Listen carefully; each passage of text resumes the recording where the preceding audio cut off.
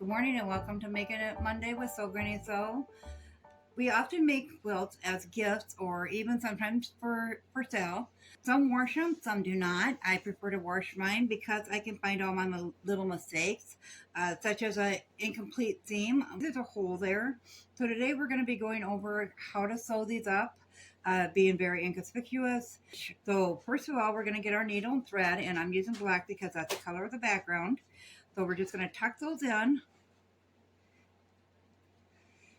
So there's no more frayed fringes on it. Then we're going to take our needle. We're going to go from underneath to get it started. So our knot is tucked into the back side.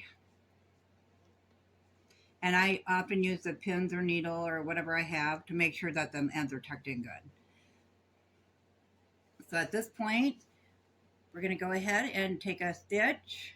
And I just take small stitches until I get my needle to where I need to be.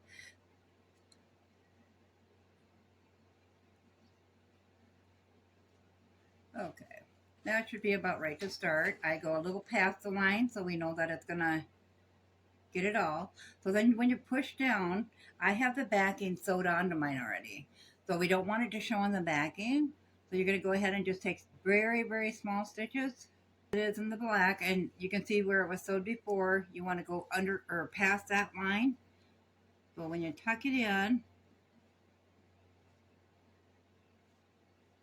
you want to make sure you're going past that line so none of that will show for the other side.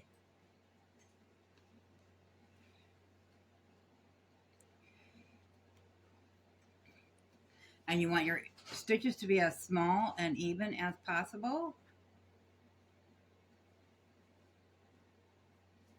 This also is how you repair a quilt should your own quilt get some fraying on it. It happens quite a bit on quilts because they're 100% cotton fabric, and cotton fabric does fray.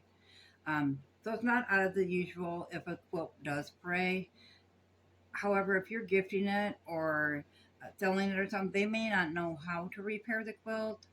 So it's always nice to know because you want to stand behind it, even if it is just a gift, and be able to repair that for them if they need it. So when I do launder them, I always use a free and clear laundry soap, so there's no scent to them. Dry with dryer sheets. I use the wool dryer balls. Okay, so we started before it, we got after it, and we'll go ahead and I just tie one small knot in there. Do not double knot your thread at this point. I know often for sewing we double knot, but we're just going to make one because we're going to tuck that in and pull it through that fabric. And I just go quite a ways away so that tail stays underneath the fabric. Okay, so now our knot is underneath. So we'll pull that and bunch that fabric up right there.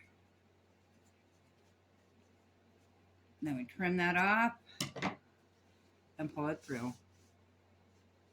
So now our fabric is sewn and fixed right there. So it's good to go, and we will meet you back here to start the embroidery. Welcome back. So we are picking out our embroidery floss. So most people have quite an assortment, and you can pick out any color you'd like. However, since the background is back and I really don't want anything more to stand out than just the letters themselves, we're going to go ahead and use a black embroidery floss. So needles come in many different sizes here.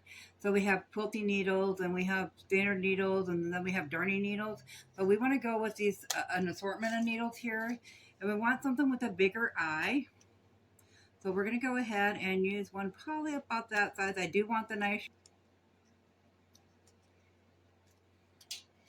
So with embroidery floss, once again, it's like sewing or anything else. Everybody kind of has their own way of doing things. There's no wrong and right way. It's however you want to do it. So I'm just going to cut off a length. Now, I was always taught to separate them out. So I'm going to use 3 pieces of the floss. So when you separate them out, there's actually 6 strands in embroidery floss.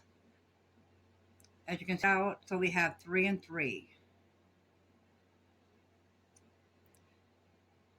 And it's easier if you hold the end that's still twisted and part it out like this, and then kind of untwist it as you go. And we're just going to do that the full length down. So I'm going to go ahead and I'm going to reinforce this with embroidering around all the letters. On embroidery, I don't tie my knot on the,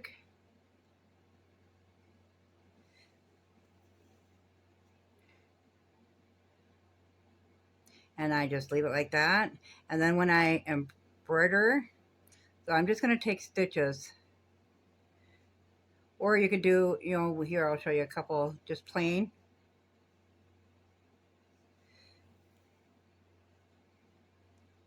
You can just do stitches like this if you'd like. So, quilts with maybe some embroidery on it. I might do some crocheting around it, and it makes it interesting and fun, so it doesn't feel like you're doing the same thing over and over. So you can make these stitches as close together and as far apart as you'd like.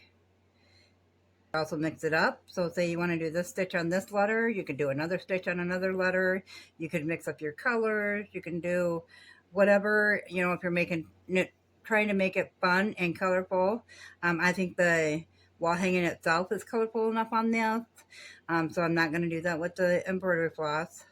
From just the stitching itself to where the embroidery floss lays, it does tuck those edges in a lot better than just stitching. You can do it however you'd like.